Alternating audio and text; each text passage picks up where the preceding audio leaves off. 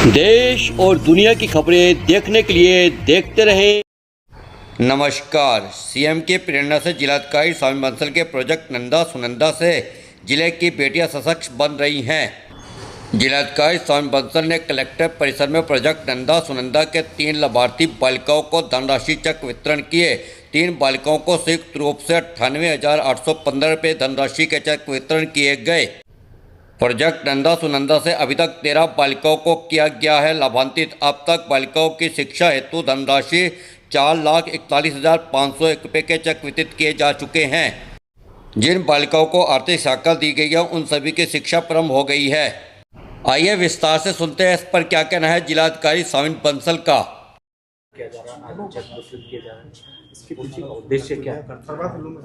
जैसा कि आप सब विदित ही हैं कि ऑनरेबल सीएम की भी संकल्प हैं और कमिटमेंट्स हैं कि हमारे जो वंचित ग्रुप के बच्चे हैं, महिलाएं हैं, हमारी कॉलेज गोइंग एडोलेसेंट गर्ल्स हैं, सो किसी फैमिली ट्रेजेडी या आर्थिक तंगी के कारण उनको अपनी पढ़ाई बीच में छोड़नी पड़ी, चाहे स्कूल एजुकेशन हो या ग्रेजुएशन हो, स्नातकोत्तर एजुकेशन हो।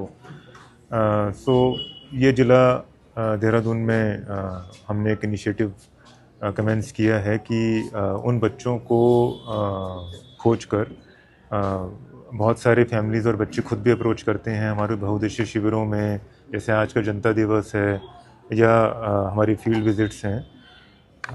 सो सिर्फ संसाधनों के अभाव में वो आगे पढ़ नहीं पा रहे, उनके अंदर आगे बढ़ने की वो स्पार्क तो ज़िंदा है। पढ़ाई की जो एक अग्नि है वो ज्वलनशील है, लेकिन उनको संसाधनों का सपोर्ट नहीं मिल पा रहा।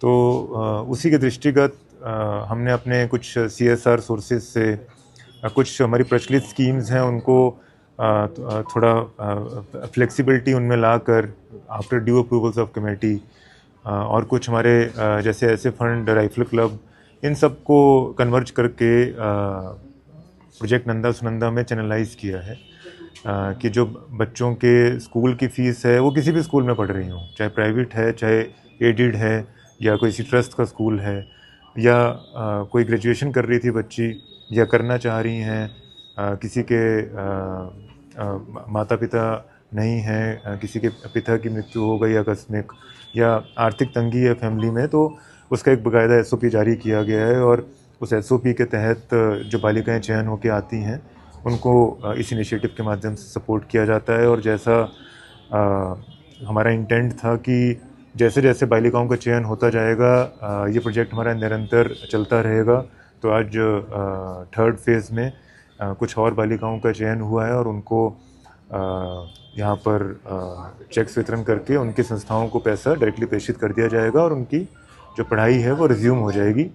तो उद्देश्य ये है कि वो सुदृढ़ हों, एम्पावर हों, और एक बालिका एम्पावरमेंट का मतलब एक पूरा परिवार, एक पूरा समाज एम्पावर होगा। और जो हमारा स्पिरिट है कि जो हमारी हाफ ऑफ द पॉपुलेशन है वो बालिकाएं हैं, एडोलेसेंट गर्ल्स हैं, महिलाएं हैं। सो प्रोजेक्ट नंदा सुनंदा का वास्तविक अर्थ यही है कि ऐसी बालिकाएं जो वंचित असहाय हैं लेकिन जो आगे बढ़ने की इच्छा रखती हैं, तो यही हमारे लिए पूजनीय नंदा सुनंदा देवियां हैं। और इस प्रोजेक्ट को इसी तरह से हम निरंतर आगे बढ़ाने का प्रयास करेंगे। सभी समाज के वर्गों का, हमारे मीडिया बंधुओं का और हमारे गवर्नमेंट का, ऑनरेबल CM का सपोर्ट हमें यूं ही मिलता रहेगा। रायपुर क्षेत्र में जनसेवा केंद्र में हुई लूट की घटना का दून पुलिस ने किया अनावरण। घटना के मास्टरमाइंड दिलशाद सहित 3 अभियुक्तों को पुलिस ने किया गिरफ्तार।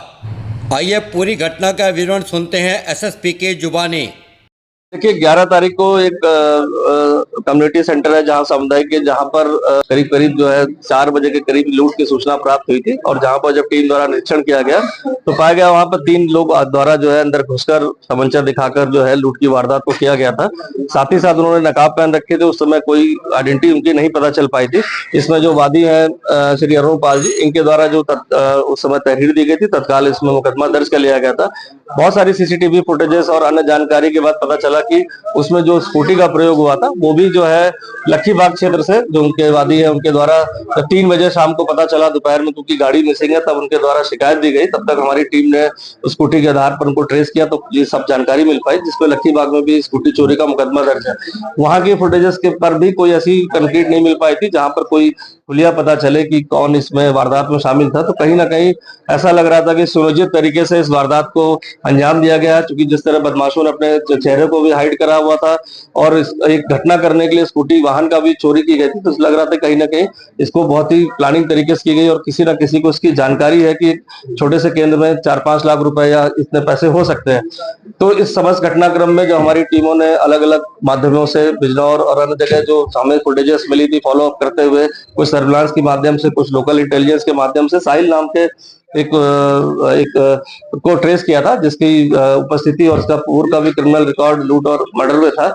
इसको ट्रैक डाउन किया था और इसी आधार पर टीम जब दबिश के लिए बिजनौर गई तो ये जानकारी मिली कि इनका मूवमेंट फिर से हरिद्वार देहरादून की तरफ हुआ और पुनः अपने जो हिस्से के कुछ बंटवारे के लिए भी और साथ ही साथ अन्य किसी वारदात के लिए भी, चूंकि इनको यहाँ सिर्फ मात्र 70,000 रुपए प्राप्त हुए थे, जो वादी ने भी इन्वेस्टिगेशन में बताया कि उस समय उन्होंने उनको लगा कि ज्यादा पैसे गए, लेकिन बाद में उन्होंने बताया कि 70,000 रुपए उनके गए हुए हैं। उसके लिए जब इनका मूवमेंट हुआ रात को, तो इस संबंध में तत्काल ही ऋषिकेश और रानी पोखरी और जो हमारी देहात की पुलिस है इनको एक्टिवेट किया गया था।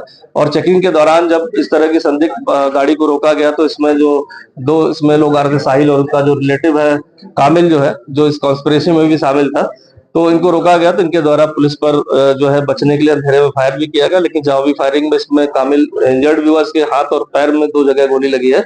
अभी वो उसका इलाजरत है और खतरे से बाहर है।